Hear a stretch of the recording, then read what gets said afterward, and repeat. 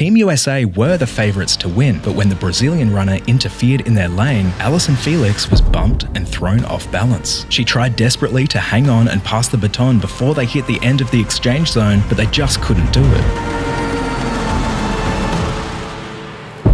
The women couldn't believe that their hopes of Olympic gold in Rio had been shattered before they even reached the finals. After the race, the team immediately filed an appeal, claiming obstruction by the Brazilian team. The appeal was accepted and the Brazilian team was disqualified, but that still didn't really help the US team. They still hadn't put in a fast enough time to qualify for the finals. However, that's when the Olympic officials did something that they'd never done before and that they've never done since. They allowed the US team a rerun without any other competitors, just them, the track and the baton. Unsurprisingly, without the pressure of competition, not only did the team qualify, but they ended up setting a qualifying time faster than every single other country, eliminating the slowest qualifying team, China, from the final. The Chinese fans left the stadium in protest. It was the first time in 16 years that China had even made it to the finals of the event, and now, after this completely unprecedented decision, the Chinese team had been kicked to the curb. Still, despite the drama and the contentious decisions, USA had officially made it to the finals. The fastest qualifying time would usually reward the US with a middle lane, but after everything that happened, they were assigned to the worst lane on the track. They're on that inside lane.